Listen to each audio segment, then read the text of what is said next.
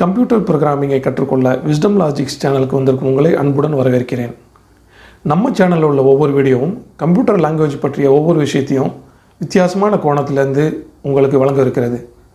இதனால் ப்ரோக்ராமிங் புதுசாக கற்றுக்கிற வரவங்களுக்கு இந்த வீடியோவும் நம்ம சேனலும் ரொம்ப உதவியாக இருக்கும்.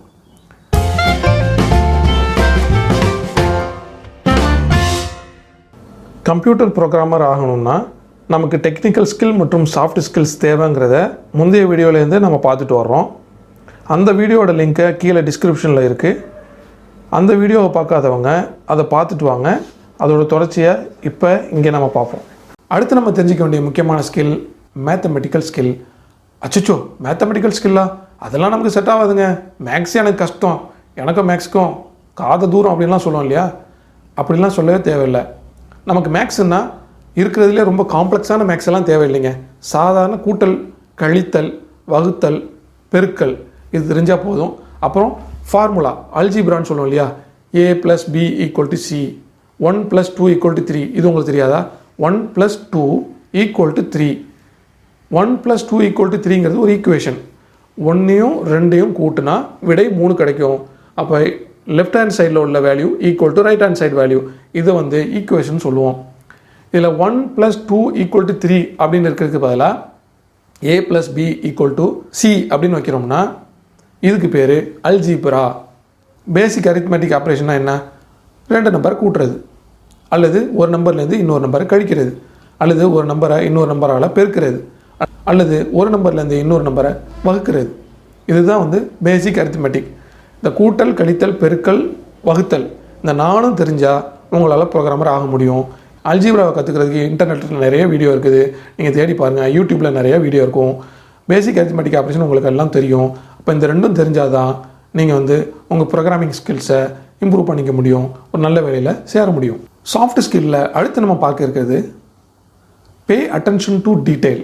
பே அட்டென்ஷன் டு டீட்டெயில் அப்படின்னா எந்த ஒரு விஷயத்தையும், அது சின்ன விஷயமோ பெரிய விஷயமோ, அதை ரொம்ப உன்னிப்பாக கவனிக்கிறது. ஏன்னா நீங்கள் ப்ரோக்ராமராக ஆக போகிறீங்கன்னா கம்ப்யூட்டருக்கு இந்த விஷயங்களை சொல்லணும். இதே ஒரு கம்ப்யூட்டருக்கு சிந்திக்கிற ஆற்றல் இருந்ததுன்னா நம்ம லேசாக சொன்னால் போதும், அதை புரிஞ்சுக்கிட்டு அதுவே பாதி வேலையை செஞ்சிடும். ஆனால் கம்ப்யூட்டரில் ஒன்றுமே அந்த மாதிரி பண்பு இல்லாததுனால, அதுவே சுயமாக சிந்திக்காதனால, அது எப்படி சிந்தித்து வேலை செய்யுமோ அதெல்லாம் நம்ம தான் அதுக்கு சொல்லிக் கொடுக்கணும். நம்ம ப்ரோக்ராம் சரியாக ஒர்க் ஆகும்போது மக்கள்லாம் பார்த்துட்டு சூப்பராக கம்ப்யூட்டர் வேலை செய்யுதுங்க, இந்த ப்ரோக்ராம் அருமையாக வேலை செய்யுது, எவ்வளோ அழகாக சிந்தித்து வேலை செய்யுது அப்படிங்கிற மாதிரி யோசிப்பாங்க. ஆனால் கம்ப்யூட்டர் சிந்தித்து தான் வேலை செய்கிறீங்க.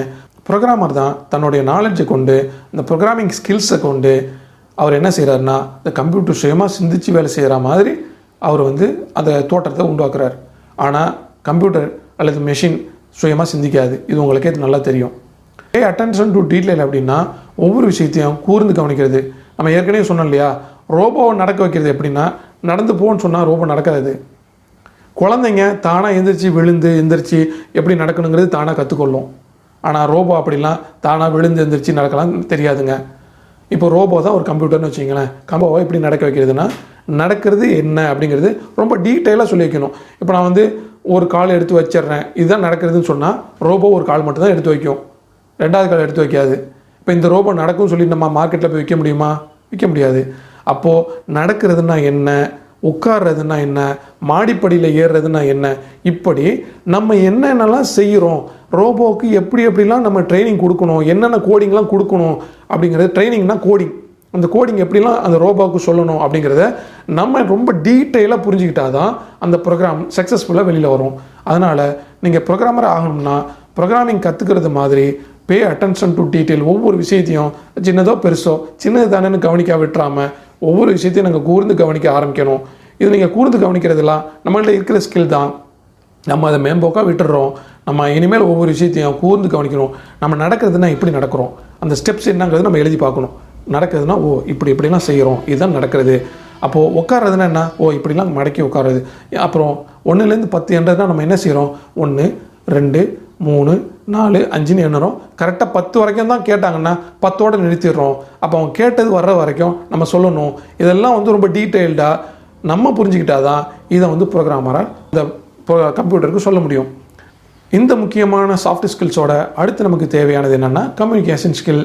கம்யூனிகேஷன் ஸ்கில் அப்படின்னா நம்ம எப்படி அடுத்தவங்கள்ட்ட பேசுகிறோம், எப்படி அவங்கள்ட்ட இந்த கருத்தை உள்வாங்குகிறோம், நம்ம கருத்தை எப்படி அவங்களுக்கு புரிய வைக்கிறோம், இதெல்லாம் வந்து ரொம்ப முக்கியங்க. என்ன காரணம்னா, நீங்கள் ஒரு கம்பெனியில் ப்ரோக்ராமராக இருப்பீங்க. நீங்கள் ப்ரோக்ராமிங் பண்ணிகிட்டு இருக்கும் பொழுது உங்கள் ப்ரோக்ராம் வேலை என்ன, நீங்கள் என்ன ரோல் செஞ்சுக்கிட்டு இருக்கிறீங்க, எந்த அளவுக்கு வேலை முடிஞ்சிருக்கு, மற்றவங்களோட ஹெல்ப் உங்களுக்கு என்ன தேவை, இதையெல்லாம் நீங்கள் அடுத்தவங்களுக்கு சொல்ல தெரியணும். சொல்ல தெரிஞ்சால் தான் உங்களோட ப்ரோக்ராம் இன்னொருத்தவங்களுக்கும் ரொம்ப உதவியாக இருக்கும். ஏன்னா ஒரு கம்பெனியில் ஒரு ப்ராஜெக்டில் 10 பேர் 5 பேர் வேலை செய்வாங்க. வேலை செய்யும் பொழுது வேலையை பகிர்ந்துக்கிட்டு வேலை செய்வாங்க. அப்படி பகிர்ந்துக்கிட்டு வேலை செய்யும் பொழுது ஒவ்வொருத்தவங்களும் ஒரு பார்ட்டு செஞ்சுட்டு இருப்பாங்க, ஒவ்வொரு செக்ஷனை எழுதிட்டு இருப்பாங்க. அப்போது நான் என்ன செக்ஷனை எழுதுறேன்னு இன்னொருத்தவங்களுக்கு தெளிவாக புரிய வச்சாதான் அவங்க நம்ம வேலை இதெல்லாம் செஞ்சுக்கிட்டு இருக்குன்னு புரிஞ்சுக்கிட்டு அந்த வேலை இல்லாமல் மற்ற வேலையை செய்வாங்க. அல்லது நம்ம வேலையோட அவங்க வேலையை எப்படி மிக்ஸ் பண்ணுறது, எப்படி கனெக்ட் பண்ணுறது, இதெல்லாம் அவங்க யோசிக்க முடியும். அப்போது கம்யூனிகேஷன் ஸ்கில்ங்கிறது ரொம்ப முக்கியங்க. இந்த கம்யூனிகேஷன் ஸ்கில்லெல்லாம் வந்து நம்ம கடையில் போய் வாங்கிட்டு விற்றுட்ருக்க முடியாதுங்க. இதெல்லாம் நம்ம சுயமாக உருவாக்கி கொள்ளணும். இதெல்லாம் நம்ம சுயமாக வளர்த்துக்கொள்ளணும். இப்போ வீடியோவோட இறுதி பக்கத்துக்கு வந்துட்டோம். இப்போ நம்ம இந்த வீடியோவில் என்ன பார்த்துருக்கோம்னா, டெக்னிக்கல் ஸ்கில் மட்டும் பத்தாது, சாஃப்ட் ஸ்கில்ஸும் நமக்கு தேவை. இந்த சாஃப்ட் ஸ்கில்ஸ் நம்ம இம்ப்ரூவ் பண்ணால் தான் ஒரு கம்பெனியில் ஒரு நல்ல ப்ரோக்ராமராக நம்ம ஜொலிக்க முடியும், அல்லது சுயமாக ப்ரோக்ராமிங் செய்ய முடியும். இதை நம்ம புரிஞ்சுக்கிட்டோம். அந்த சாஃப்ட் ஸ்கில்ஸ் என்னென்ன அப்படிங்கிறத நம்ம இப்போ பார்த்தோம். இந்த வீடியோ உங்களுக்கு பயனுள்ள பல தகவல்களை கொண்டு வந்து சேர்த்துருக்கோன்னு நான் நம்புகிறேன். இந்த மாதிரி இன்னும் நிறைய வீடியோக்கள் நம்ம சேனலில் அடுத்தடுத்து வர இருக்கிறது. நம்ம சேனலில் உள்ள இந்த வீடியோ உங்களுக்கு பிடிச்சிருந்தா லைக் பண்ணுங்கள். இந்த கான்செப்ட் பிடிச்சிருந்தா நம்ம சேனலை சப்ஸ்கிரைப் பண்ணுங்கள். நீங்கள் சப்ஸ்கிரைப் பண்ணால் தான் சேனலில் வரக்கூடிய அடுத்த வீடியோலாம் உங்களுக்கு நோட்டிஃபிகேஷனாக வரும், நீங்கள் தவறாமல் பார்க்கலாம். உங்களுடைய பொன்னான நேரத்தை விஸ்டம் லாஜிக் சேனலுடன் செலவிட்டதுக்கு நன்றி. நீங்களும் ப்ரோக்ராமராக வாழ்த்துக்கள். நன்றி.